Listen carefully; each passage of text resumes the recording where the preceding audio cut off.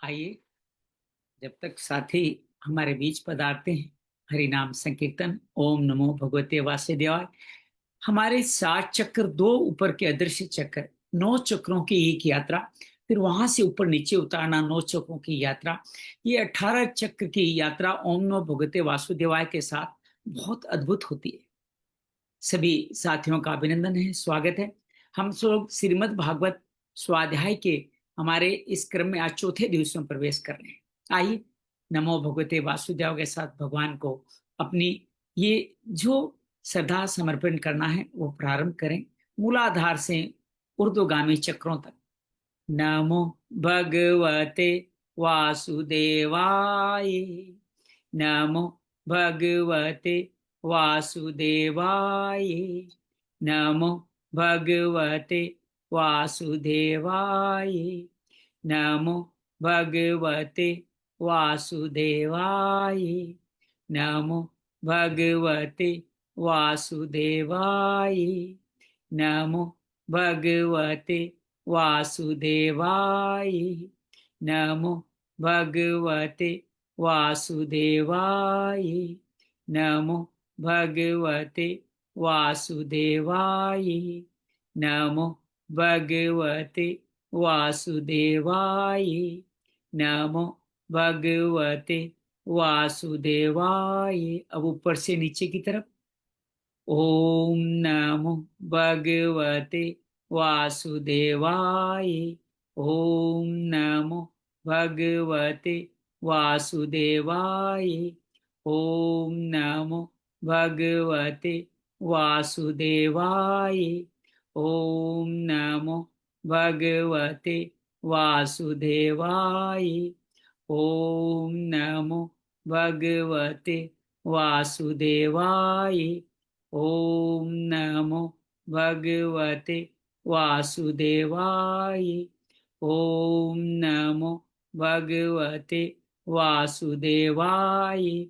ओम नमो भगवते वासुदेवाय।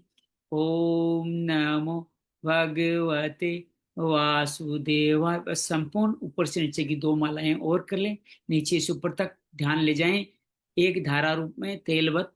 ओम नमो भगवते वासुदेवाय। ओम नमो भगवते वासुदेवाय। वसुदेव सुतं देवं कंस चाणुर्मर्दनम देवकी परमानंदम कृष्ण वंदे जगद्गुरुम। श्री कृष्ण वंदे जगद्गुरुम। योगेशम सचिदानंदम वासुदेव प्रियम धर्म संस्थापकम वीरं कृष्ण वंदे जगद्गुरुम। श्री कृष्ण वंदे जगद्गुरुम। श्री कृष्ण वंदे जगद्गुरुम। गुरुर्ब्रह्मा गुरुर्विष्णु गुरुर्देवो महेश्वरा गुरु साक्षात परम ब्रह्म तस्मै श्री गुरुवे नमः। ओम व्यासाय विष्णु रूपाय व्यास रूपाय विष्णवे नमो मे परम निध्य वशिष्ठाय नमो नमः। नमस्तुतो ते व्यास विशाल बुद्धे फुलराविंदाय पत्र नेत्र येन त्वां भारत तेल पूर्णं प्रज्वलितो ज्ञानमय प्रदीपम। ओम अतुलित बलधामम हेमशैलापदेहम धनुजवन कृशानुम ज्ञानीनाम अग्रगण्यम सकल गुण निधानम वानराणाम दिशम रघुपतिर भक्तम वात जातम नमामि। रघुपतिर भक्तम वात जातम नमामि। गजाननं भूतगणाधिसेवितं कपितजम्बूफलचारुभक्षणं उमासुतं शोकविनाशकारकं नमामि विघ्नेश्वराय पादपङ्कजं। नमामि विघ्नेश्वराय पादपङ्कजं। नमामि विघ्नेश्वराय पादपङ्कजं। नमामि विघ्नेश्वराय पादपङ्कजं। नमामि विघ्नेश्वराय पादपङ्कजम्। सर्वमङ्गलमाङ्गल्ये शिवे सर्वार्थ साधिके शरण्ये त्र्यंबके गौरी नारायणी नमोस्तुते। नारायणी नमोस्तुते। नमस्कार, आप सभी का अभिनंदन है, स्वागत है। हमारे इस संक्षिप्त मंगलाचरण के बाद हम आज की इस कथा यज्ञ में प्रवेश करते हैं। आइए आज की कथा में प्रवेश के उसमें पूर्व कथा का हल्का सा एक संस्मरण ले लें, ताकि जो लोग नए आते हैं उन लोगों को भी ये कथा से जुड़ाव मिल सके। प्रथम दिन हमने श्रीमद् चतुर्श्लोकी श्रीमद् भागवत का आह्वान किया, भगवान का आशीर्वाद प्राप्त किया। सब कुछ श्री हरि है, श्री हरि के अलावा कुछ नहीं। सृष्टि से पहले आरंभ सब जगह वही वो है, वही ब्रह्म है। ये अन्वय से देखें, ये व्यतिरेक से देखें, भगवान के सिवा कोई कहीं कुछ भी नहीं। तत्पश्चात हमें श्रीमद् भागवत का महत्व जाना। इसका एक श्लोक, एक पन्ना, एक पुस्तिका हमारे समस्त पितरों को भी बहुत सारी डेली श्रद्धा तर्पण करती है। हम पितरों को अक्सर साल में एक दिन या पितृपक्ष में या बरसी के दिन तर्पण करते हैं, लेकिन आप घर में अगर रखते हैं अपने श्रीमद् भागवत के ग्रंथ, तो उनको डेली, उनको नित्य, उनको आप श्रद्धा समर्पित करते हैं। तत्पश्चात हमने दूसरे दिन मंगलाचरण के अंदर समस्त किस तरह से पूजन किया जाता है, किस तरह से सर्वभद्र मंडल की पूजा, कलश की पूजा, गणपति पंचदेवों की पूजा, भागवत ग्रंथ की पूजा और हमारे वक्ताओं और की पूजा, सभी का हमने आराधन किया, सबका पूजा किया, वंदना करी, प्रार्थना करी, भगवान को नमस्कार किया और सुखदेव जी को भी नमस्कार करके हमने उनका भी आशीर्वाद ग्रहण किया। कल हम ये पहला मातम स्कंद पुराण के माध्यम से हुआ। कल हमने पद्म पुराण के माध्यम से जो मातम के 6 अध्याय है उनको पढ़ा, और कल सच्चिदानंद रूपाय अर्थात सच्चित आनंद जो विश्व के उत्पत्ति, स्थिति और निवृत्ति के हेतु है, जो आदि भौतिक, आदि देविक, आदि आध्यात्मिक सभी तापों से मुक्ति दिलाने वाले उन श्री भगवान को हमने नमस्कार किया। और तत्पश्चात हम हमारे इस कथानक में आगे बढ़े। इस कथानक में हमने देखा कि किस तरह से सुखदेव अपने घर से जा रहे हैं, वृक्ष तन्मय होकर के उनको कैसे जवाब दे रहे हैं, कि वृक्ष तन्मय होकर के उनको किस तरह से आह्वान कर रहे हैं, उनको भगवान व्यास जी को जवाब दे रहे हैं।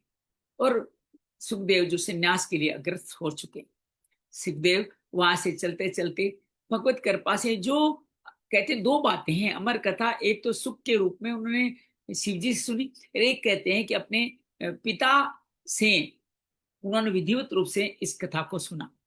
तो इस कथा को सुन करके वो आगे बढ़े, वहां परीक्षित की कहानी आएगी जो हम सब जानते हैं। लेकिन इधर एक और कथा इसके अंतर्गत आती है। वो कथा यह है कि एक दिन देव ऋषि नारद बड़े उद्विग्न हुए घूम रहे हैं। वहां सनकादि, जो 4 सनकादि है वो ऋषि आते हैं। उससे पहले ये कथा क्यों हुई उसका चित्रण भी हुआ। सोनकादि ऋषियों को नमी सारने की कथा हुई। सूत जी महाराज किस तरह से नहीं, वॉइस आ रही, आप चेक कीजिए। निशु बताइए, वॉइस आ रही कि अंजलि जी आप बताइए? आ रही, धन्यवाद धन्यवाद।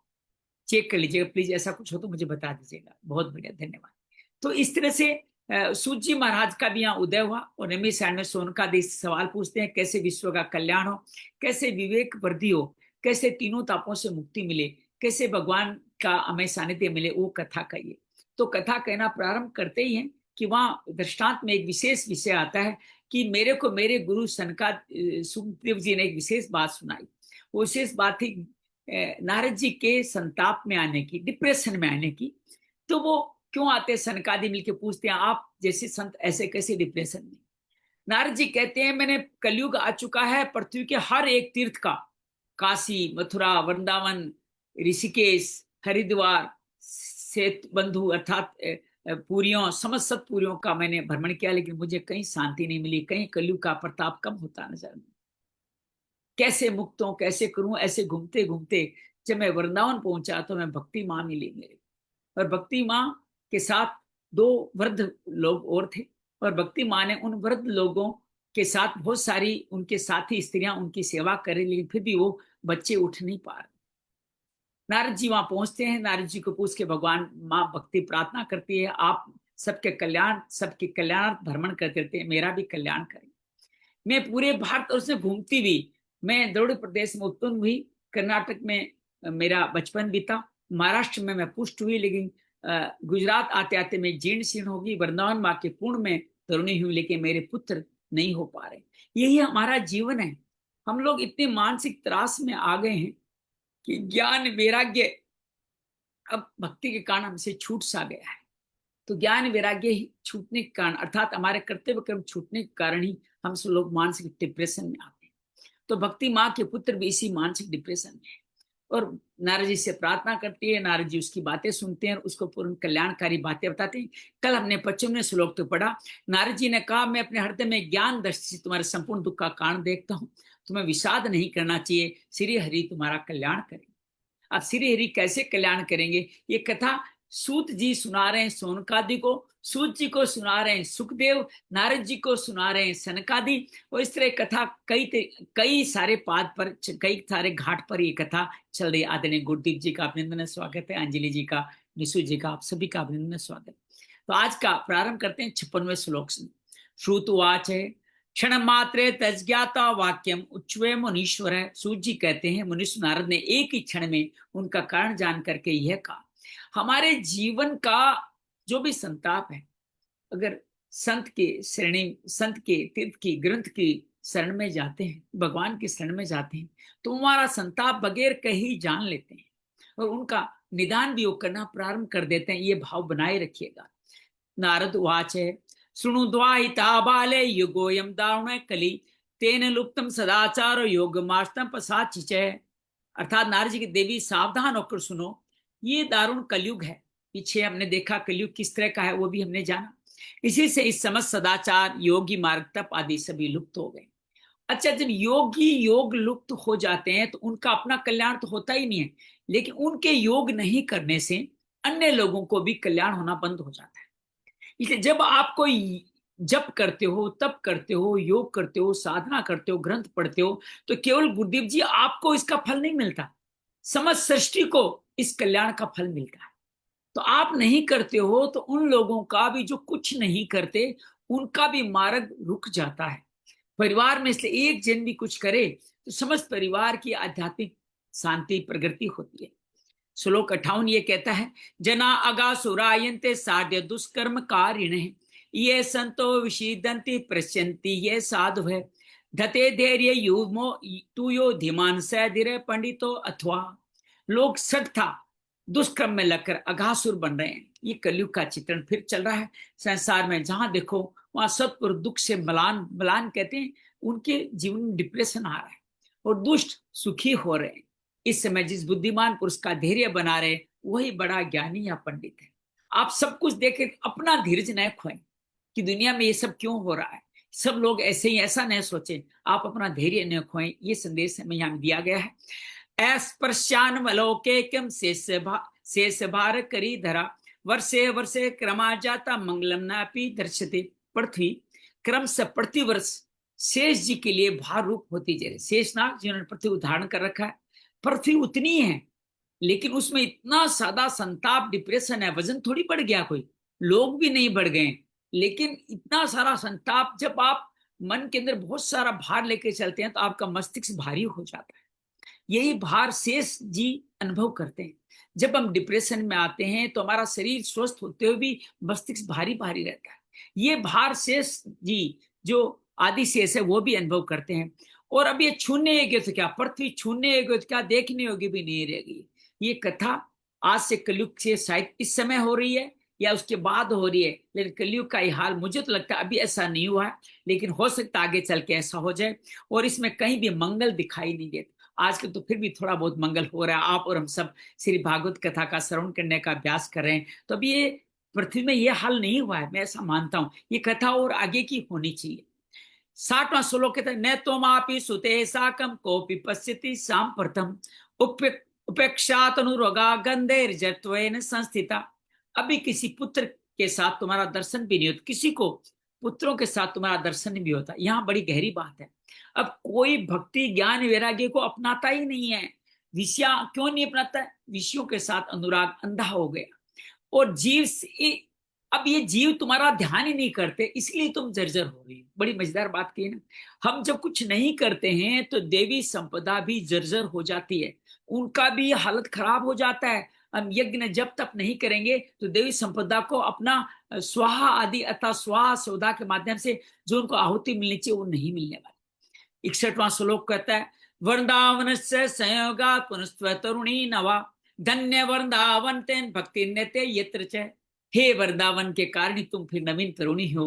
वृंदावन धाम धन्य है जहां भक्ति सर्वत्र नृत्य कर रही है। ओम श्री वृंदावन धाम की जय। वृंदावन बिहारी बांके बिहारी लाल की जय। तो ये बड़ा अद्भुत वृंदावन धाम का यहाँ कथन आया है। 62वां श्लोक कहता है, अत्रे मोकाक भावांत जरामपि मुच्यत है किंचित आत्म सुखे न प्रसुत में अनयो। तुम्हारे इन दोनों पुत्रों का यहाँ कोई ग्राहक नहीं है। कहाँ पे? वृंदावन में भी। वहां भक्ति का तो तरुणी हो गई, भक्ति तो है वहां, लेकिन ज्ञान और वैराग्य वहां भी नहीं है, इसलिए इनका बुढ़ापा नहीं छूट रहा। वहां आप देखो वृंदावन में वृद्ध स्त्रियां के बहुत सारे संगठन बने हुए, बहुत सारे आश्रम बने हुए, वृद्ध लोग वहां निवास करते हैं, लेकिन क्या वो तरुण हो रहे हैं? क्या नहीं हो पा रहे हैं। तो ये भक्ति वहां पे है, लेकिन ज्ञान वैराग्य नहीं है। इनको कुछ आत्म सुख की प्राप्ति के कारण ये सोते से जान पड़ते हैं। वहां उनको आत्म सुख तो मिल रहा है, लेकिन सोते हुए जान पड़ते हैं, जागृत नहीं है। भक्ति रुवाच है। अब भक्ति माँ क्या कह रही है? कथम परीक्षिता राजा स्थापितो वे शुचि कली ही प्रवर्ते तो कलो सर्वसार पुत्र गतो महान। राजा परीक्षित ने अब शिकायत कर रही है वो कि इस पापी कलयुग को मार क्यों नहीं दिया था, इसको रहने क्यों दिया गया, सब वस्तुओं का सार कलयुग के आते ही चला गया है। ऐसा माँ भक्ति कहती है। और क्या कहती है? करुणा प्रेण हरणादय परम कथमिक्षते इमं में संशयम छिंदित्वाचा सुखिता सम्यहम। हे करुणा में श्री हरि से ये धर्म कैसे देखा जाता है? मुनि मेरा संदेह दूर कीजिए, आपके वचनों से मुझे बड़ी शांति मिल गई। जब भी कोई संत उसके पास जाते हैं तो उनके वचनों से आपको बहुत सारी शांति मिलती है। नारद उवाच है, यदि पुष्टया बाले प्रेम ते शरणम कुरु सर्वक्षामि ते भद्रे कसमलम ते गमिष्ति। हे माता, हे तरुणी, यदि तुमने पूछा तो प्रेम से सुनो कल्याणी, मैं तुम्हें सब बताऊंगा और तुम्हारा दुख दूर हो जाएगा। यदा मुकुंदो भगवान क्षमात्वक्त्या स्वत्पदम सुतः तदिना कलिरायत सर्वसाधन बाधक। जिस दिन भगवान श्री कृष्ण इस भूलोक धाम से छोड़कर अपने परम धाम को पधारे, कहते हैं उसी दिन से संपूर्ण साधन बाधा डालने वाला कलयुग आ चुका था। ये कथा आगे भी आने वाली है, आप देखिएगा कलयुग आने पे क्या क्या घटता है अर्जुन के साथ, वो आप देखेंगे। दुष्टो दिग्विजय राज्ञा दिनवक्षरण गत न मया मरिणो एम सारंग इव सारभुक। दिग्विजय के समय राजा पृक्ष की दृष्टि पड़ने पर कलयुग दीन के समान उनकी शरण में आ गया था। भ्रमर के समान सार ग्रही, भ्रमर को सार ग्रही क्या? भ्रमर जब फल पे बैठता है या मधुमक्खी फल पे बैठती है तो उसका सार सार के रूप में मधु ही लेती है। निश्चय किया कि इसका वध मुझे नहीं करना चाहिए। ये किसने निश्चय किया? परीक्षित ने। अच्छे लोग ऐसा ही करते, वो अपना धर्म नहीं छोड़ते, लेकिन इसके कारण से कई बुरे लोग उनका नाजायज फायदा उठा करके अपने आप को समृद्ध बना लेते हैं। यही कलयुग ने किया। वैसे उसका समय भी आ चुका था। यत् फलम नास्ति तपसा न योगेन समाधिना तत्फलम लभते सम्यक लोकेश्वर कीर्तनार्थ। क्योंकि जो फल तपस्या योग समाधि से भी नहीं मिलता। अब कलयुग का कुछ प्रताप बता रहे हैं, तो कलयुग इतना बुरा नहीं है। कहते हैं त्रेता युग में जो कार्य, त्रेता युग में जो कार्य समाधि से मिलता था, द्वापर में सतयुग में जो समाधि से मिलता था, त्रेता से यज्ञ में मिलता था, और द्वापर में जो आपकी पूजन से मिलता था, सर्व पूजन से, वो कलयुग में सिर्फ और सिर्फ हरि कीर्तन से ही मिल सकता है।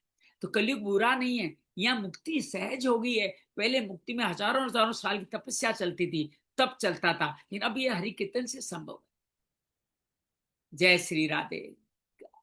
हरि नाम कीर्तन का संकीर्तन अपने जीवन में जिस भी तरह से आप करना चाहते हैं, उस तरह जीवन में जितना भी समय मिले। एक मैं आपको अपने जीवन का उदाहरण बता रहा हूं कि आप एक बार हरि कीर्तन को अपने मुखार में से प्रारंभ कर दीजिए। आपको पता ही नहीं चलेगा कब आपके मन में अपने आप ही अंदर अंदर वो मन ही मन अंदर चल रहा है। आजकल मैं देखा, पहले मृत्युंजय महामंत्र, आजकल गायत्री महामंत्र अपने आप दिन में कब चलने लग जाता है पता ही नहीं चलता। तो ये जब का है, हरे राम हरे हरे हरे कृष्ण कृष्ण कृष्ण हरे हरे। कोई भी मंत्र आप मन में धारण करें, उसको जीवन का उदाहरण करें, ये आपका कल्याण करेगा, इसमें कोई संशय नहीं। जो त्रिकाल संध्या करते हैं उनको गायत्री महामंत्र का करना चाहिए। बाकी नमो भगवते वासुदेवाय से लेकर हरि राम संकीर्तन कुछ भी करें, लेकिन हरि कीर्तन कल्याण करने वाला है, ये बात हमेशा अपने मन में स्थापित कर लीजिए, संशय मत रखिएगा। ये श्री भगवान गीत श्रीमद् भागवत में कह रहे हैं। एकाकारं कली दृष्ट्वा सार्वत्सार नीरसम विष्णुरात स्थापित कली जनाय सुखाय च। इस प्रकार सारे होने पर भी इस एक दृष्टि से, कौन सी दृष्टि? हरि संकीर्तन से मुक्ति की दृष्टि देकर कलयुग में उत्पन्न वाले जीवों के सुख रहने के लिए इसे रहने दिया था। अर्थात कलयुग नहीं आता तो हरि कीर्तन से कल्याण नहीं होता, फिर लोगों को बहुत लंबा पूजन तप आदि करना पड़ता। कलयुग में यही एक प्लस पॉइंट है कि हरि कीर्तन से कल्याण होता है, इसलिए कलयुग को यहाँ आने दिया गया या परीक्षित ने इसको रहने दिया। कुकर्माचारण सार सर्वतो निर्गतो अधुना पदार्थ संसिता भूमो बीजहीनस्तु यथा। सब लोग में कुक्रम प्रवृत्त होने के कारण सभी वस्तुओं का सार निकल गया है। पृथ्वी के सारे पदार्थ बीजहीन, बीजहीन, बीज निकल जाता तो भूसी बन जाती है, उसमें कुछ नहीं रहता, अनाज निकल जाता है। उस भूसी के समान सारे तीर्थ भी हो गए, सब लोग भी हो गए। क्यों हो गए? क्योंकि कुक्रम में प्रवृत्त होने, जब भी हम गलत कार्य में प्रवृत्त होते हैं, हमारे जीवन में जो कुछ भी ले लें उनसे आपको आनंद मिले। लोग कहते हैं ना, कुछ लगता ही नहीं है, इतना सब कुछ करता हूं तो भी मेरा मन नहीं हृष्ट पुष्ट होता, मेरा शरीर हृष्ट पुष्ट नहीं होता। क्यों नहीं होता? कि ये जो हमारे भोजन के लिए हमें जो सामग्रियां मिल रही है, वो उनके अंदर भी सार निकल चुका है, उनके अंदर भी सार निकलता जा रहा है। आजकल हर वस्तु प्रदूषित नजर आ रही है, तो आप उनमें सार है ही नहीं, तो कैसे आप भोजन आदि से उतना आनंद पाने वाले हैं? तो ये ग्रंथ और भगवान का पूजन हरि कीर्तन एक बात कल्याण का मार्ग। विप्रे भार्गवती वार्ता गेहे गेहे जने जने कारिता कण लोभे ने कथा सार सस्तो गत। ब्राह्मण भी केवल धन आदि के लोभवश घर घर जाकर भागवत की कथा सुनाते, इसलिए कथा का सार चला गया। सीता जी बहुत सारी भागवत कथाएं करती है।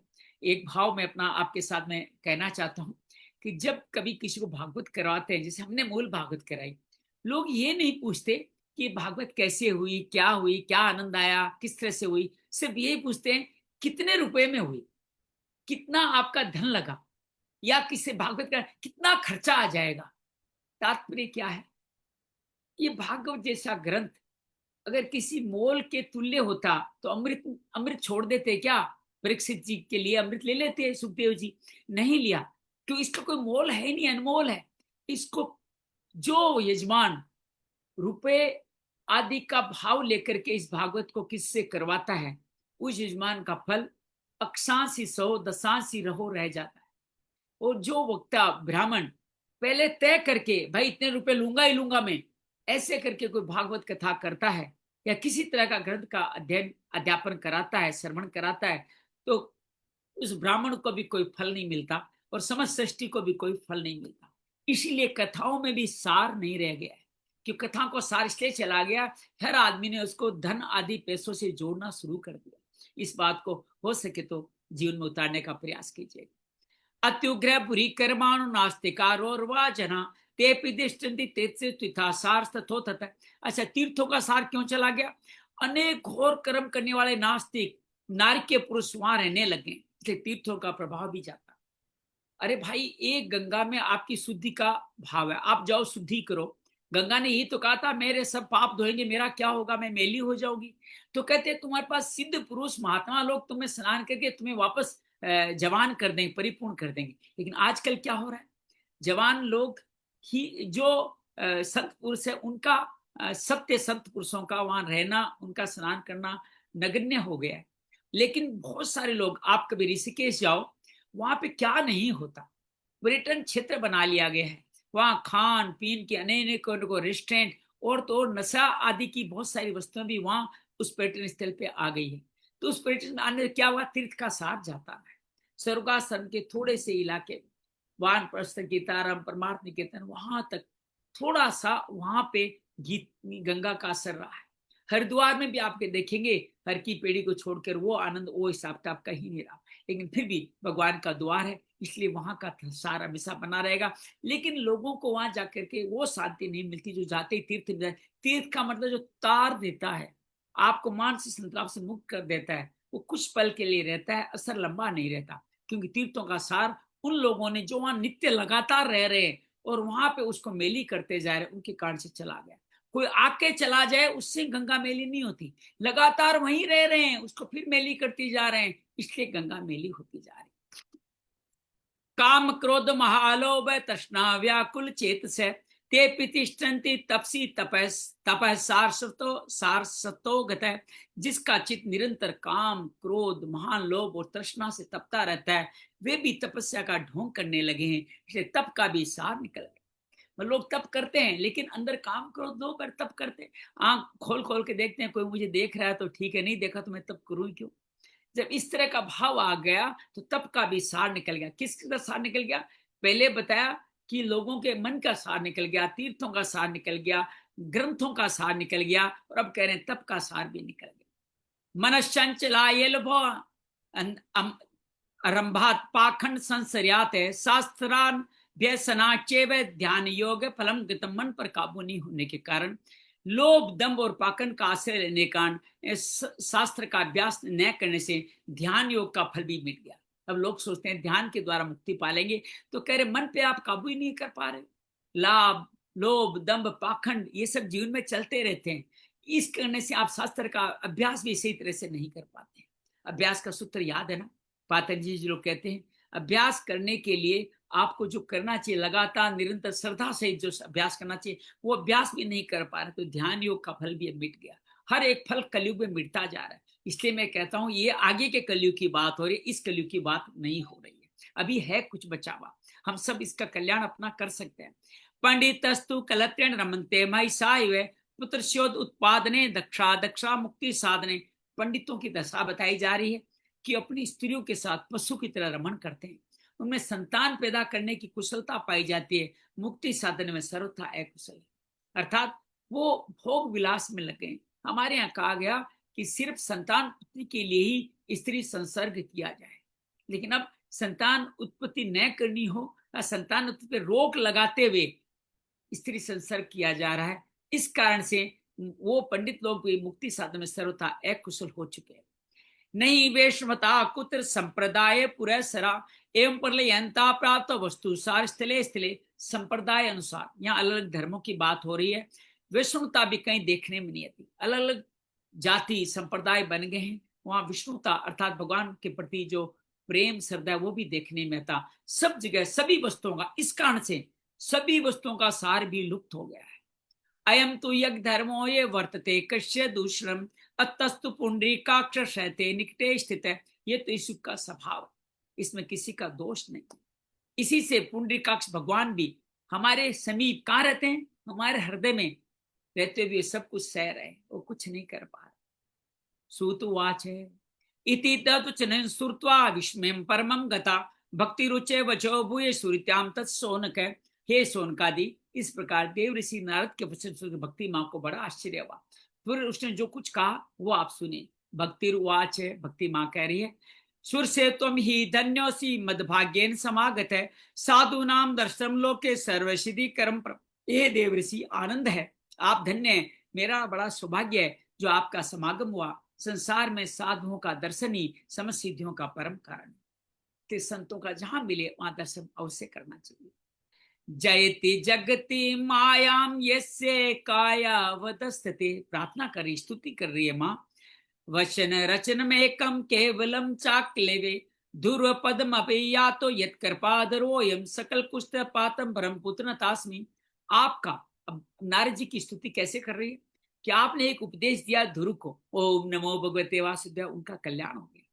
और आपने प्रहलाद जी जो कयादु के पुत्र थे, हिरणा कश्यप के पुत्र थे, उनको जो गर्भ में थे तब आपने उनको उपदेश दिया, उन्होंने माया पर विजय प्राप्त कर ली। आप सर्व मंगल है, आप ब्रह्मा जी के पुत्र है, मैं आपको नमस्कार करती हूँ। इति श्री पद्म पुराणे उत्तराखंड श्रीमद् भागवत महात्म्ये भक्ति नारद समागमो नाम प्रथमो अध्याय। श्री हरि शरणम समर्पण अस्ति। सब हर स्कंद अध्याय के बाद में हम एक मंत्र का उच्चारण अवश्य करें, जो इस भागवत का सार इस कलयुग में हम लोगों के लिए एक बार याद कर ले, फिर याद रह जाए, कईयों को याद भी होगा। कृष्णाय वासुदेवाय हरिये परमात्मने प्रणत क्लेश नाशाय गोविंदाय नमो नमः। एक बार फिर दोहरा देता हूं। पहला शब्द है कृष्णाय वासुदेवाय, दो भगवान के नाम। हरिये परमात्मने, जो हमारे जीवन का सब कुछ संताप हर लेंगे। कृष्णाय वासुदेवाय हरिये परमात्मने प्रणत क्लेश नाशाय। ये किस लिए क्या करेंगे, हमारे क्लेश का नाश कर देंगे, इसलिए हम गोविंदाय नमो नमः, गोविंदाय नमो नमः। ये भागवत में आ गया है, हर के बाद मंत्र को जरूर उच्चारण करें। आइए द्वितीय अध्याय में प्रवेश करते हैं। ओम नमो भगवते वासुदेवाय। श्री वृंदावन वाले बांके बिहारी लाल की जय हो। भक्ति का दुख करने के लिए नारद जी अब क्या करने वाले हैं, वो इस उद्योग का सार है और ये हम सब के लिए बड़ा कल्याणकारी अध्याय है। हम आइए ध्यान से पढ़ते हैं। नारद वाच है, वृथा खेत जैसे बाले अहो चिंत्या तुरु कथम श्री कृष्ण सराम्बोज समृ दुखम गमिष्यति। हे बाले, हे माँ, तुम व्यर्थ ही अपने आप को क्यों खेद में डाल रही हो। तुम इतनी चिंता भी मत करो, भगवान श्री कृष्ण के चरण कमलों का ध्यान करो, उनकी कृपा से तुम्हारा सारा दुख दूर हो जाएगा। पहला, भगवान श्री चरण कमलों का ध्यान दुख दूर करता है, ये उपाय बताया। द्रौपदी ज परित्राता येन कौरव कश्मलात पालिता गोप सुंदरिय स कृष्ण क्वापी नो गते। उदाहरण देते हैं, कौरवों के अत्याचार से जब द्रौपदी की रक्षा किसने करी, भगवान ने करी। गोप सुंदरियां जो बिल्कुल अनाथ थी, उनको सनाथ किसने किया, हाँ, वहां कहीं चले थोड़ी गए हैं, वो आज गई हैं। और श्रीमद् भागवत के अंत में आएगा कि भगवान अभी भी विद्यमान है, और जहां ऐसी कथाएं होती है वहां वो विद्यमान रह के सुनने वालों का, बोलने वालों का, सबका कल्याण करते हैं। तीसरा श्लोक, तम तो भक्ति प्रिया तस्य सत्यम प्राणयत अधिका त्व्याहुतस्तु भगवान याति नीचो ग्रेश्वती। फिर भी तुम तो भक्ति हो, सदा उनको प्राणों से प्यारी हो। भक्ति माँ भगवान को प्यारी है, कहते हैं भगवान की एक तरह से अंग संग रहने वाली है। तुम्हारे बुलाने पर हो तो भगवान नीचों के घर में चले जाते हैं। नीच से नीच व्यक्ति भी भक्ति के भाव में आकर के भगवान को बुलाएं तो भगवान हर एक के घर में आते हैं। भक्ति माँ, आपका तो ये पुण्य प्रताप है। सत्याति त्रियुगे बोध वैराग्य मुक्ति साधको कलो तो केवला भक्ति ब्रह्म साज्य कारिणी। सत्य लोग, सत्य युग, त्रेता युग, द्वापर युग, तीनों युगों में तो ज्ञान और वैराग्य मुक्ति के साथ। ये बड़ी बात क्यों वृद्ध हो गए, क्योंकि वो कहाँ की पुरानी टेक्नोलॉजी है। ज्ञान वैराग्य क्या है, पुरानी टेक्नोलॉजी हो गई। वो सत्युग में, त्रेता युग में, द्वापर युग में काम होती, कलयुग में तो केवल भक्ति ही मोक्ष को प्राप्त कराने वाली है। इसलिए तुम मत संताप करो। इति निश्चित्य चित्र सद्रुपाम त्वाम सर्जम है परमानंद चिंत मूर्ति सुंदरी कृष्ण वल्लभाम। ये सोचकर परमानंद चिन्ह मूर्ति ज्ञान श्री हरि ने अपने स्वरूप से तुम्हें रचा है। आप उनके स्वरूप से बनी हो, साक्षात श्री कृष्ण की प्रिय और परम सुंदरी हो। ये भक्ति माँ का यहाँ तारीफ की जा रही है। बद्धवादंजलि त्वया पृष्ठम की करो मिति चेकदा त्वाम तयो यज्ञापित कृष्णो मद भक्तान पोषयति से। एक बार जब तुमने हाथ जोड़ के पूछा था, किससे, भगवान से, मैं क्या करूं, भगवान ने तुम यज्ञ दी, मेरे भक्तों का पोषण करो, मेरे भक्तों को तुम उन्नति दो, उनको मुक्ति प्रदान करो। ये भगवान ने तुम्हें कार्य बताया था। अंगीकृतम त्वया तदे प्रश्नोद्भुत विस्तदा मुक्तिम दासीम तदो तुभ्यम ज्ञान वैराग्य का विमो। तुमने भगवान की आज्ञा स्वीकार कर ली, तुम पर श्री हरि बहुत प्रसन्न हुए, तुम्हें सेवा करने के लिए मुक्ति को तुम्हें दासी के रूप में दे दिया। देखो कितनी सार की बात है। और ज्ञान वैराग्य को पुत्र के रूप में क्या मिला, भक्ति माँ को भगवान का कार्य ज्ञान वैराग्य पुत्र के रूप में मिले और मुक्ति दासी के रूप में। इसका सार समझिएगा, जब आप भक्ति करते हो तो मुक्ति आपको मिलती ही है, कि भक्ति माँ के पास मुक्ति दासी के रूप में है। पोषण स्वयं रूपेण वेंकुटेत्यम करोषित भूमो भक्त विपोषाय छाया रूम त्वया कृतम। तुमने अपने साक्षात स्वरूप में वेंकुट धाम में भी भक्तों का पोषण करती हो। भूलोक में तो तुमको पुष्टि के लिए केवल छाया रूप धारण कर रखा है। तुमने उनकी पुष्टि के लिए छाया रूप में भक्ति है भी, मूल रूप में तो कहाँ है, देवलोक में, भूलोक में, गोलोक में, महलोक में, सत्यलोक में, जनलोक में, वहां पे है मूल रूप में भक्ति। यहाँ छाया रूप में भक्ति है। मुक्तिम ज्ञान विरक्ति से कर्त्वागता भुवि कर्ताद्वी प्रशांत महानंदेन संस्थिता। तब तुम भक्ति ज्ञान वैराग्य को साध लेकर पृथ्वी तक आई। तुम जो छाया रूप में थी तो यहाँ पे आई और सत्युग से द्वापर तक बड़े आनंद से रही। और तुम यहाँ इस पृथ्वी पर सत्युग से द्वापर तक बड़े आनंद से सब लोग तुम्हारा सम्मान करते थे। कलो मुक्ति क्षेम प्राप्त पाखंडराय में पीड़िता तो दागे आगता सिर्फ वेंकुटम पुनरेव सा। कलयुग में तुम्हारी दासी मुक्ति पाखंड रूप रोग से पीड़ित होकर छीण होने लगी। और देखिए दासी छीण हो रही है मुक्ति। क्यों?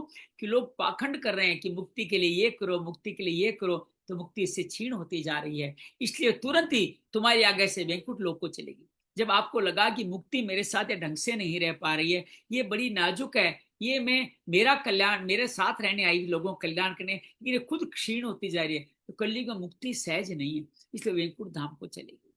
समतात्वयामि चान्य मुक्ति ग्राति याति च पुत्रो करते तो ये पार्श्व स्वश्याम रक्षित। इस श्लोक में तुम्हारा समन करने से ये आती है और फिर चली। लेकिन मुक्ति ऐसा नहीं कि आती नहीं है, जब भक्ति माँ बुलाती है तो मुक्ति आती है और फिर चली जाती है। किंतु इस ज्ञान वैराग्य तुम्हें पुत्र मान कर अपने पास ही रख छोड़ा। तुम चाहती तो ज्ञान वैराग्य को भी छोड़ सकती है, तो तुम भी इनके मोह में पड़ी हुई हो कि उनको रख छोड़ा है। मुक्ति को तुमने मुक्त कर दिया है, मतलब बेटी को मुक्त कर दिया, बेटों को अपने पास रखा है। मुक्ति को ब्याह दिया, किसको ब्याह दिया? वैकुंठ धाम को, वहां भगवान को दे दिया मुक्ति को, लेकिन बेटों को अपने पास रखा है। बेटे ज्ञान वैराग्य जर्जर हो रहे। उपकृष्टात् कलो मंदो वृद्धो जाति सुतोते तथापि चिंता मुझतो उपाय चिंता में। फिर भी कलयुग में इनकी उपेक्षा होने के कारण ही तुम्हारे पुत्र उत्साहहीन और वृद्ध हो गए। लेकिन तुम चिंता न करो, मैं इनके नवजीवन का उपाय सोचता। क्या उपाय करेंगे? कलिना सर्द कोपी युगो नास्ति वरानने तमस्त्वा स्थापस्यामि गेहे गे जने जने। हे सुमुखी, कली कली के समान कोई भी युग नहीं है। इस युग में तुम्हारे तुम घर घर में प्रत्येक पुरुष के हृदय में मैं स्थापित कर दूंगा, ऐसा आश्वासन उनको देते हैं।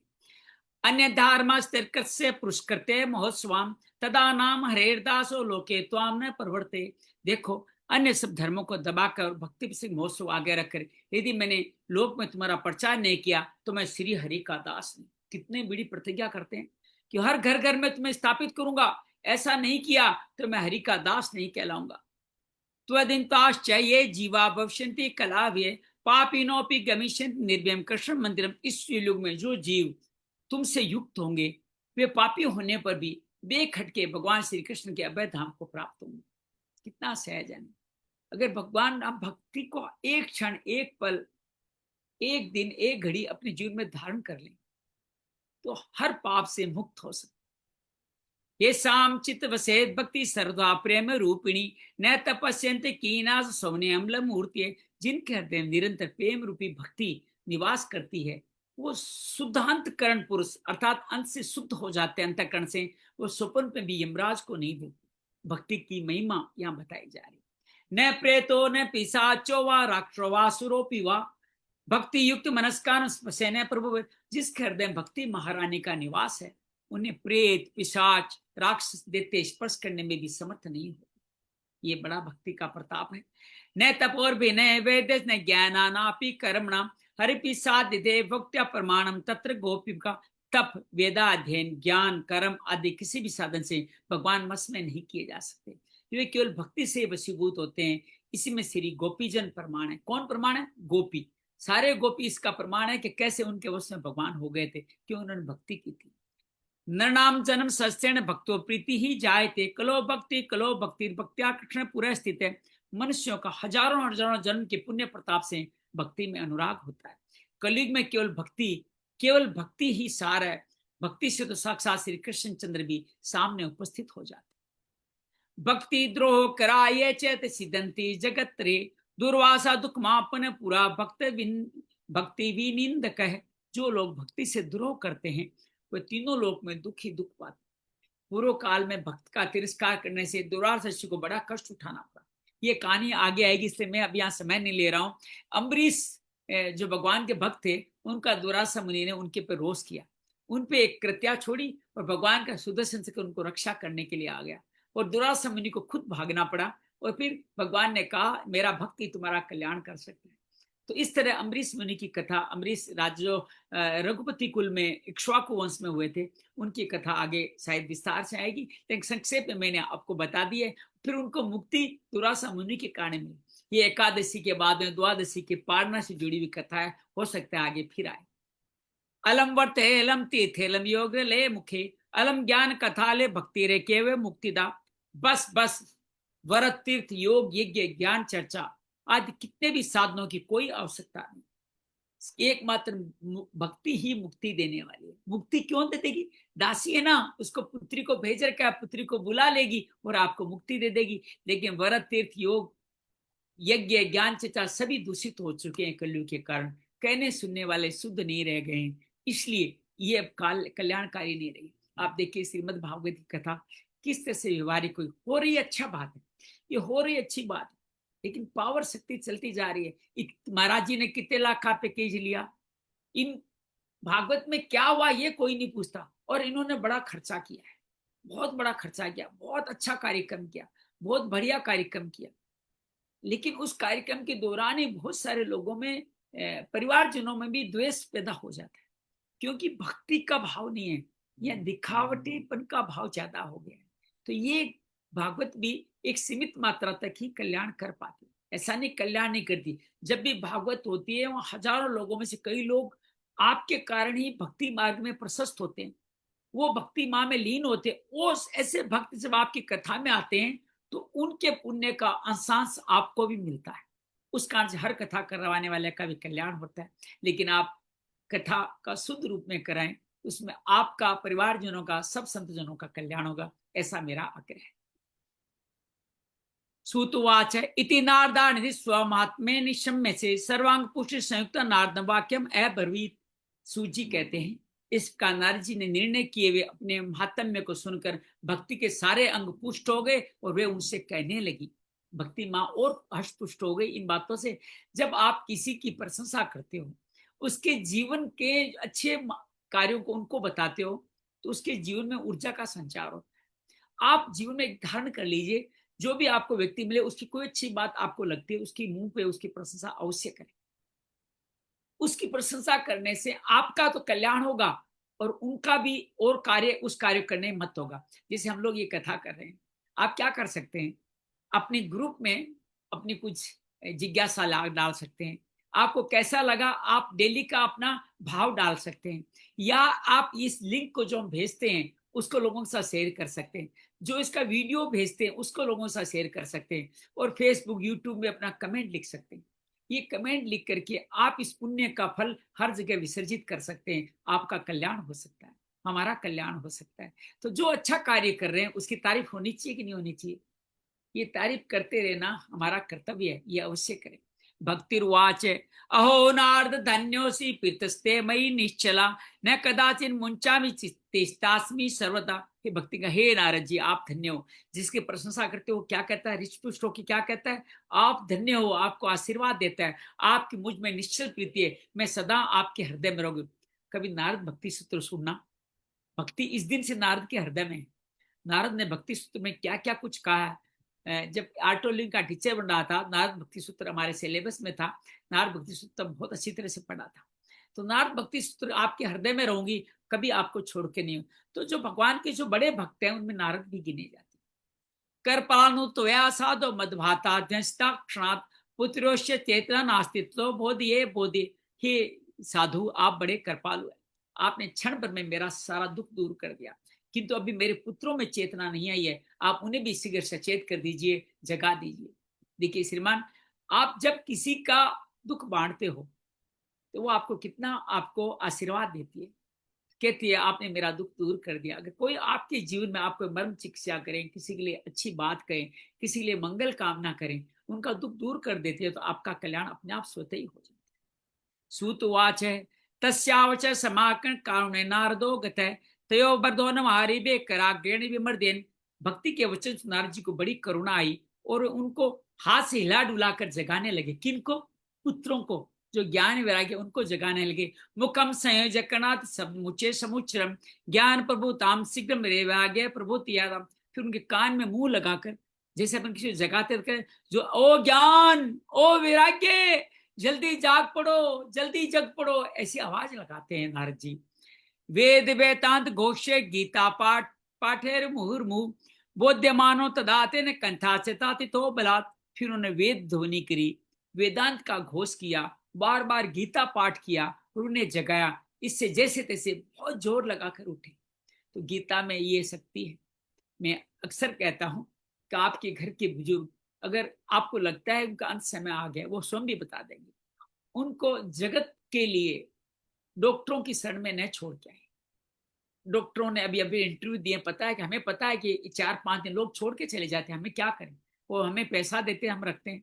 उन उन माताओं पिताओं को, दादा दादी को, नाना नानी को घर ले आए, घर में उत्सव बनाए, परिवार को इकट्ठा करें, भागवत जैसी कथा करें, उनको रोज गीता सुनाएं, उनका अंत समय भगवान में ही लीन हो जाए, उनकी मुक्ति हो जाएगी। क्यों भगवान गीता में कहते हैं अंत समय में जो भाव रहेगा वो ही तुम्हें मैं अगले जन्म में भाव देने वाला हूं। अंत समय उनको नारायण नारायण कहा तो अजामिल की तरह उनका भी कल्याण हो जाएगा। तो बुजुर्गों को हॉस्पिटल अंत समय में नहीं ले जाए, जब आप उनको घर में रखें, उनका अच्छी तरह ध्यान रखें, परिवार पूरा साथ में रहे, भागवत, मूल भागवत, गीता आदि पाठ कराएं, उनका कल्याण हो जाएगा। मरने के बाद वाला कल्याण बहुत देरी से होता है साहब। आप जीते जी उनको एक काम करा देंगे तो उनका कल्याण हो जाएगा। ये कार्य किया करें। तो जोर लगाने से उठ भी चुके। नेत्रे वर लोकंतो जिब्रंतु लाल साल वासा भूगो बकवत पालितो प्राण काष्ठ समांगो। लेकिन आलस्य बहुत है, बड़े दिनों बाद सो रहे थे ना, जंगाई लेते हुए उठ रहे, नेत्र भी उनके पूरे खुले नहीं, उनके बाल भी बगुलों की तरह सफेद हो गए, उनके अंग काठ समान निस्तेज और कठोर हो गए। काठ में अग्नि तो होती है, लेकिन जो सूख जाए तो अग्नि दिखती नहीं। क्षुतमापो तो निरीक्षेव पुनः स्वपरायणो तापरो ज्ञातम की वदेत मयेति च। इस प्रकार भूख प्यास के कारण, अत्यंत दुर्बल होने के कारण उन्हें फिर सोते देख निर्बल जी को बड़ी चिंता, सोचने लगी अब मुझे क्या करना चाहिए। नारद जी ने जगा के देख लिया कल्याण नहीं हो रहा तो क्या करेंगे। अहो निद्रा कथम याति पर्दम चय महतरम चिंतयांति गोविंद स्मरायमा से भार्गव। नींद से इससे बढ़कर वृद्धावस्था कैसे दूर होगी। सोनक जी इस प्रकार चिंता करते करते तो भगवान का स्मरण करने लगे। व्योमवाणी त्वेवान बुमार्षे खिद्दता मिति उद्यम सप्लेस्त भविष्यति न संशय। उस प्रकार उस जो स्मरण किया भगवान का तो आकाशवाणी हुई। आजकल आकाशवाणी आकाश से नहीं होती है, आपके अंदर होती है। आकाशवाणी अभी भी होती है। ये भागवत ऐसे नहीं हो रही है, ये अंदर से एक आवाज आई, प्रेरणा आई। जैसे मेरे गांव में घर गया, वहां से प्रेरणा आई मूल भागवत कराओ, और भागवत बाद ये प्रेरणा आई कि ये आप सबके साथ 365 दिनों की एक वर्षीय ये 335 अध्याय वाली भागवत की जाए। तो ये भागवत अंदर से आवाज भगवान बोलते हैं, वो कराते हैं। ये मुनि तुम खेद मत करो, तुम्हारा उद्योग निस्संदेह सफल होगा। अर्थात जो उनको ज्ञान वैराग्य तो जगाने का प्रयास कर रहे हो, उनको पुनर्जीवन देने का प्रयास कर रहे हो, जवान बनाने का प्रयास कर रहे हो, ये प्रयास तुम्हारा सफल होगा। ये कहां से आया, अंदर आकाशवाणी। ए तर्त तू सत्कर्म पुरुषेम समाचर तथे कर्माद विश्यांति साधु साधु भूषण। लेकिन तुम इसके लिए सत्कर्म करो, ये कर्म तुम्हें संत शिरोमणि महानुभाव बताएंगे। वो सत्कर्म क्या है, वो संत शिरोमणि महानुभाव। अब आपसे मैं एक सवाल पूछता हूं, ये संत शिरोमणि कौन है। आगे इनका जिक्र आया है, वो संत शिरोमणि कौन है बताएं। नारद जी का संवाद यहीं से शुरू हुआ था। सनकादि, सनत सनतन सनतन सनंतन सनत कुमार, सनत सनत कुमार सनंदन सनत कुमार, ये चार जो सनकादि है वो ही संत शिरोमणि है। वो तुम्हारा कल्याण करे। तो कहानी वापस, ये तो अभी फ्लैश एक में चल रही थी, वापस वहीं आगे जा सनकादि नारद जी से वार्तालाप करें। सत्कर्म नहीं करते तस्मिन सनिद्रावद तानयो गमी शक्ति क्षणात भक्ति सर्वत प्रशस्ति। इस सत्कर्म जो बताएंगे, जो तुम्हें एक अनुष्ठान बताएंगे, करते ही क्षण भर में इसकी नींद और वृद्धावस्था से ली जाएगी, सर्व भक्ति का प्रसार होगा। हम सब लोगों को भी बड़ी उत्सुकता है कि ऐसा कौन सा मार्ग बता रहे हैं, ज्ञान वैराग्य से रिष्ट पुष्ट हो जाए और भक्ति माँ का भी प्रसार हो जाए। इत्या प्रकाश वच्चि विश्रुतम नारदो विश्वम विस्मयम लेबे नेदम ज्ञातम इति बुर्वन। ये आकाशवाणी सबको साफ साफ सुनाई दी। नारद जी को बड़ा विस्मय हुआ और कहने लगे मुझे तो इसका कुछ समझ में नहीं आया। भगवान ने कहा संत शिरोमणि सत्कर्म बताएंगे, लेकिन मेरे भेजे तो कुछ बैठा नहीं है, क्या कह रहे हैं। नारद वाच अननया आकाशवाण्यापि गोष्ठवेन निरूपतिम किम किम वा तत्साधनम कार्य येन कार्य भवतेयो। नारद जी बोलते हैं इस आकाशवाणी भी गुप्त रूप से बात कर रही है। ये नहीं बताया कौन कहेगा, कौन शिरोमणि है, कौन सा सत्कर्म क्यों, कौन सा साधन क्यों जिससे मेरा कार्य सिद्ध होगा। ये सारी बात पहलियों में कर दी है इन्होंने। तो कौन भविष्यन्ति संतस्ते कथम दास्यन्ति साधनम मया यत्र की प्रकृति दुक्तम यो में भाष्या। वो संत मुझे कहाँ मिलेंगे और किस प्रकार उस साधन को बताएंगे। आकाश जो कुछ का उसके अनुसार मुझे क्या करना चाहिए। एक दृष्टांत याद आ रहा है, आप कहो तो मैं बोलूं। जब हनुमान जी सुंदरकांड में वर्णन है, सुंदरकांड में अशोक वाटिका में गए तो राम जी ने क्या कहा था, जामवंत जी ने क्या कहा था, सुग्रीव ने क्या कहा था, सीता जी का पता लगा के आओ कहां है। वहां जब आ जाते हैं त्रिजटा कहती है सपने में वानर लंका जारी, कि सपने में वानर ने लंका जला दी। वानर तो इस प्रदेश में केवल मैं ही हूं, लेकिन मुझे तो राम जी ने लंका जलाने का कहा ही नहीं था, फिर लंका कैसे जलाऊंगा। और ये इसके मुंह से भगवान ने कहलाया तो शायद लगता है मुझे हॉट को क्या कहते हैं उसको, हॉट कॉल कहते हैं या कुछ भी कहते हैं, हॉटलाइन, हॉटलाइन पे इसको कुछ कहा होगा, इसके माध्यम मुझे बताया, लेकिन मैं जलाऊंगा कैसे, मेरे पास तो तेल भी नहीं है, रुई भी नहीं है, पूरी लंका को जलाना कोई आसान काम है क्या। फिर मन में भाव आया, भगवान ने अगर कहा है तो कोई साधन भी जुटाएंगे। तो यही यहाँ पे नारद जी सोच रहे हैं कि कौन मिलेगा, क्या साधन बताएगा, मैं इनका कैसे कल्याण कर पाऊंगा। और ये बात कहते कहते वो इस बात को कह श्रुतवाच तद्वापि संस्था निर्गतो नारदो मुनि तीर्थम तीर्थम विनिष्क्रम पुंछन मार्गे मुनीश्वराम। सूजी कहते सोनो जी तब ज्ञान वैराग्य दोनों को वहां छोड़ के नारद जी वहां से चल पड़े, प्रत्येक तीर्थ में गए, मार्ग में जा जाकर मुनीश्वरों से वो साधन पूछने लगे, इसलिए सब तीर्थों में घूमे थे।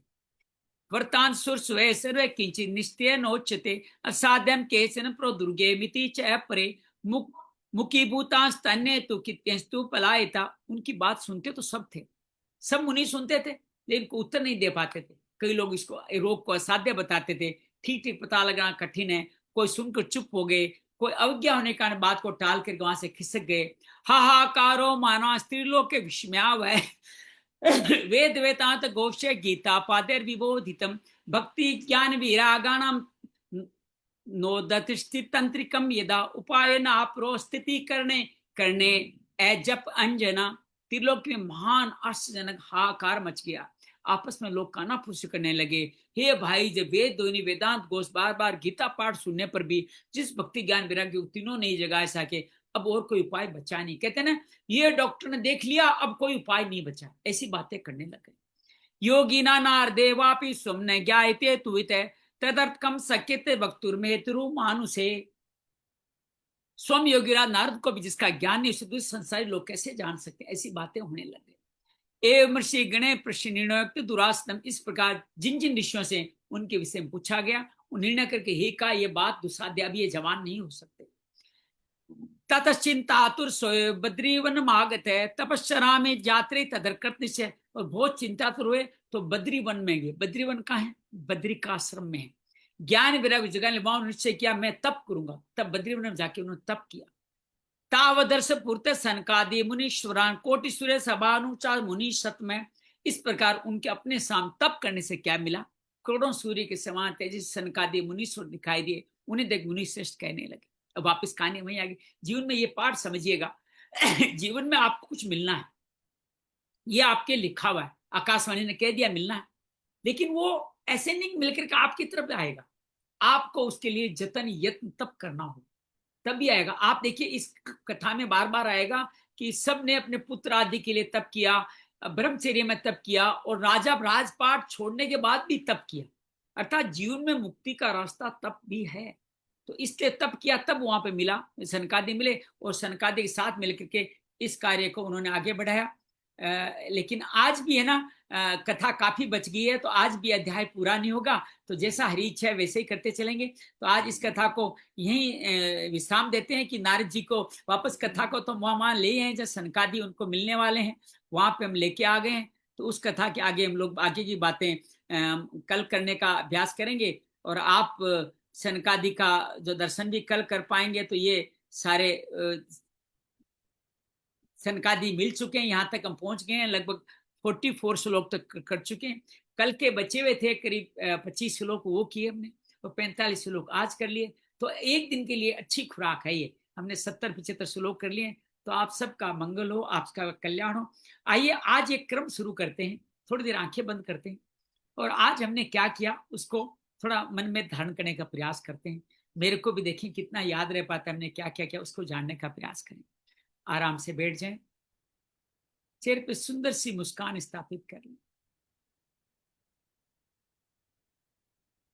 अपनी श्वासों पे ध्यान ले जाएं, नासिका के द्वारों पे ध्यान ले जाएं।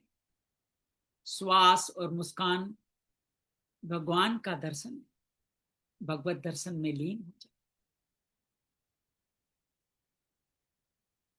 और अपने आप को अब वृंदावन ले जाए।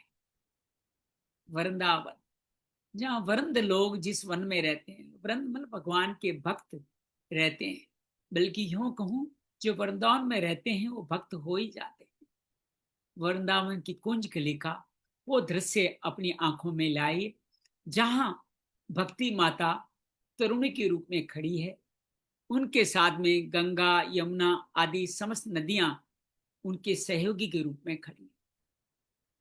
साथ ही वहां जमीन पे वृंदावन के किसी चौक का स्मरण करें, वहां पर ज्ञान और वैराग्य नाम के उनके दोनों पुत्र वृद्ध होके के जमीन पे आलसी की तरह, प्रमाद की तरह मृत प्राय सोए दिखाई दे रहे हैं। भक्ति माँ पीड़ित है। वहां नारद मुनि आ चुके हैं। नारद मुनि से भगवान माँ भक्ति प्रार्थना करती है कि हमें हमारे इन पुत्रों को मुक्ति का साधन बताइए, आप तो सबका कल्याण करने वाले हैं। नारद जी कहते हैं कि ये जो ज्ञान और वैराग्य इस हालत में है, उसके पीछे कलयुग है। कलयुग जहां ध्यान, ज्ञान, तप, साधन, तीर्थ, ग्रंथ, कथा सभी वस्तुओं का सार चला गया है। इस कारण से ज्ञान वैराग्य की यह हालत है। भगवान ने मुक्ति को तुम्हें दासी के रूप में दिया था, लेकिन तुमने कलयुग का हाल देखकर मुक्ति को तो बैंकुट लोग भेज दिया और ज्ञान वैराग्य पुत्र कांड तुम्हारे साथ रह गए। लेकिन सभी वस्तुओं का सार नहीं होने के कारण आज ये इस तरह से पीड़ित नजर आ रहा है। कलयुग का ग्रंथों का, पंडितों का, कथाओं का, तीर्थों का, सबका सार चले जाने का यहाँ वर्णन किया है नारद जी ने। वो नारद जी अंत में माँ भक्ति को आश्वासन देते हैं, तुम चिंता मत करो, तुम हरि नाम का स्मरण करो, कुछ न कुछ रास्ता निकल ही जाएगा, मैं कुछ न कुछ अवश्य करूंगा, ये मैं प्रतिज्ञा लेता हूं। और नारद जी ये प्रतिज्ञा लेकर के वहां उसको आश्वासन दे करके वो उनको उसी वक्त वहां सब आकाशवाणी भगवान की वाणी सुनाई दी कि तुम्हारे को जल्दी ही ऐसे सत्पुरुष मिलेंगे जो इनको मुक्ति देने का साधन बताएंगे। नारद जी बड़े संशय में आते हैं, ये कौन सत्पुरुष मिलेंगे, कौन सा साधन बताएंगे, कहाँ मिलेंगे, कुछ भी नहीं कहा गया। नारद जी तप करने जाते हैं, समस्त तीर्थों में जाते हैं कि उनको लगता है संत पुरुष तो तीर्थों में ही मिलेंगे। समस्त तीर्थों में जाते हैं, हर संत से ये बात पूछते हैं। संत इन बातों का महत्व नहीं समझ पाते या इनका रहस्य नहीं जान पाते, इसलिए वो उनको टालते हैं या आगे जाने का बताते हैं या ये स्पष्ट कह देते हैं हमें नहीं पता।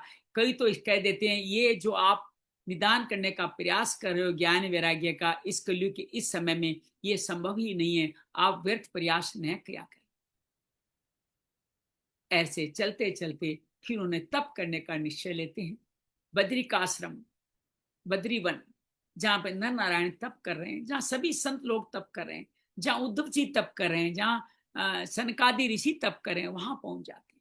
और वहां वो अपना नमो भगवते वासुदेवाय, नमो भगवते वासुदेवाय, नमो भगवते वासुदेवाय, नमो भगवते वासुदेवाय, नमो भगवते वासुदेवाय, नमो भगवते वासुदेवाय।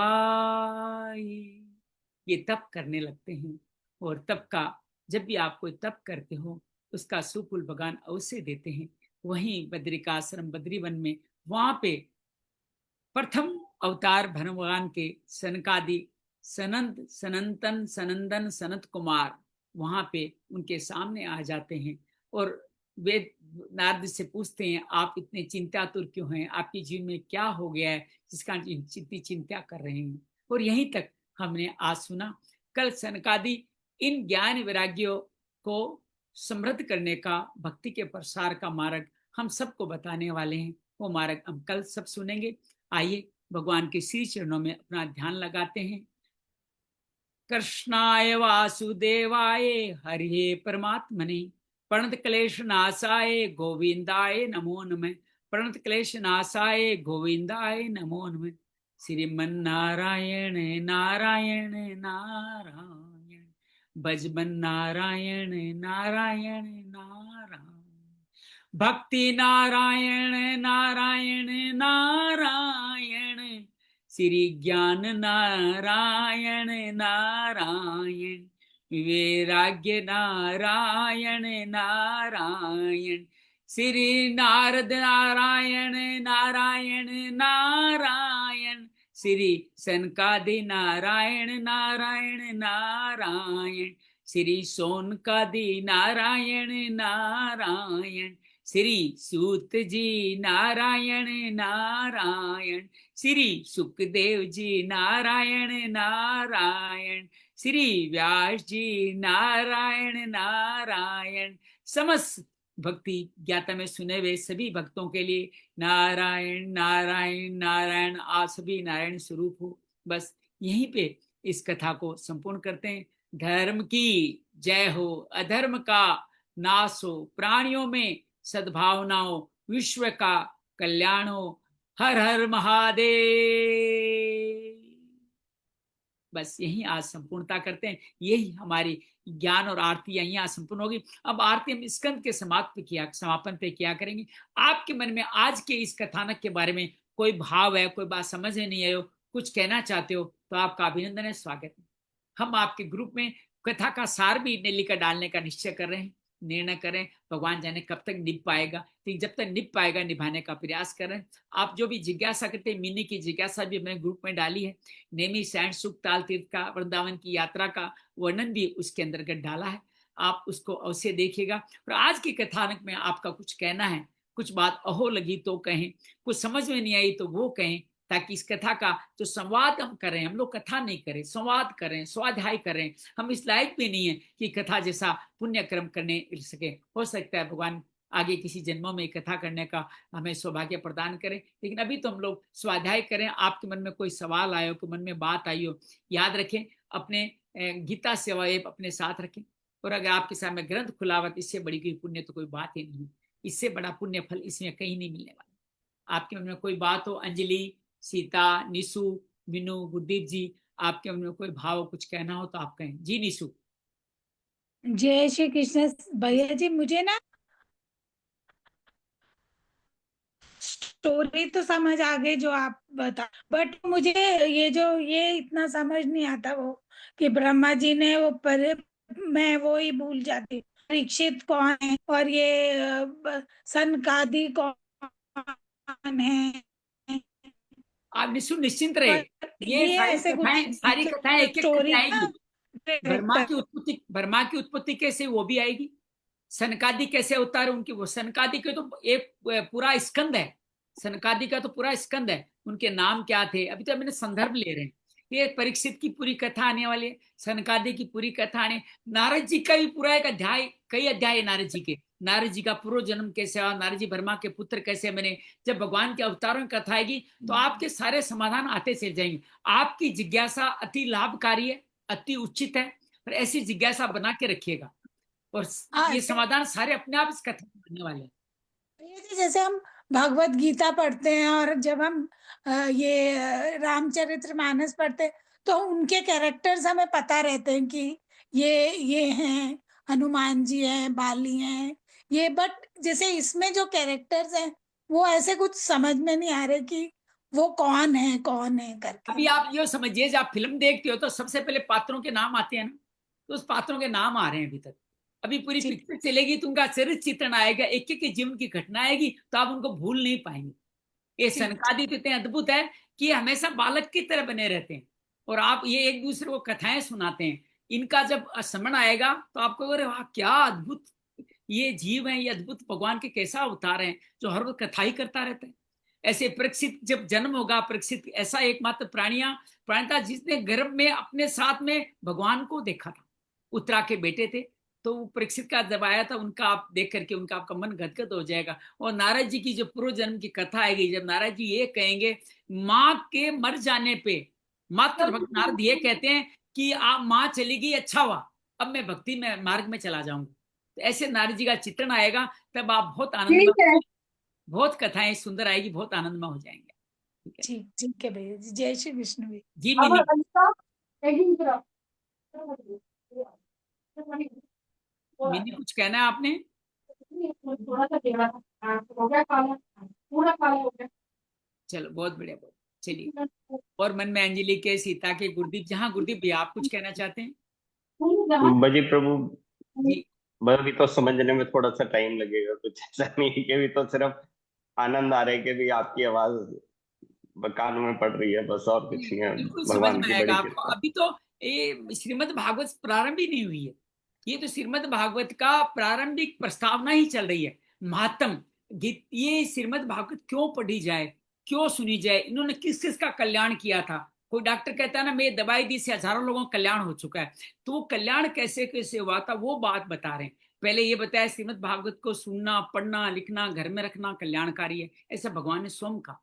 और अब नारद जी के माध्यम से बता रहे हैं कि कैसे भक्ति जो आजकल पीड़ित है, उसके ज्ञान वैराग्य बड़े वृद्ध हो गए हैं, असहाय हो गए हैं, मृत प्राय हो गए हैं, उनका कल्याण कैसे हो। तो कल्याण का मार्ग आगे निकलता जा रहा है। और संत लोग तो इस कथाओं को 2 लाइन में भी कह देते हैं कि भक्ति माँ के 2 पुत्र डिप्रेशन में आए थे, उनको नारद जी ने श्रीमद् भागवत का सनकादि से पूछ के उपाय बताया। बस पूरी कथा इतनी है, पूरी कथा इतनी है। ये विस्तार से सुनने का तात्पर्य यही है कि आप इस कथा के एक एक भाव को समझें और एक एक भाव को जानें, और विश्वास कीजिएगा ये जिज्ञासा भगवान ने मेरे अंदर उत्पन्न की, और आप सब लोग तो मेरे सहयोगी बने हो। मैं आप सबका बहुत सारा आभार व्यक्त करता हूँ कि आप नहीं होते तो ये कार्य आगे नहीं बढ़ता। तो इस हिसाब से हम इसको कार्य को आगे हरिओम। बढ़ाते हैं। और सार धीरे धीरे आप जो भेजता हूँ उसको थोड़ा पढ़ लिया करें, तो भी आप अच्छी तरह समझ पाएंगे। मौका मिले, कभी जा रहे हो तो कान में लगा के थोड़ा बहुत सुन लें, तो भी बात बन जाएगी। ठीक है ना? चलिए, जी प्रभु जी। बहुत हरि। बहुत सबका मंगल हो, मंगल हो। फेसबुक पे लाइव हो रहा है, यूट्यूब पे भी हम बाद में डालते हैं, जिसका भी हम आपको लिंक भेजते ही हैं। बहुत बहुत धन्यवाद, बहुत बहुत आभार। मंगल हो, मंगल हो, मंगल।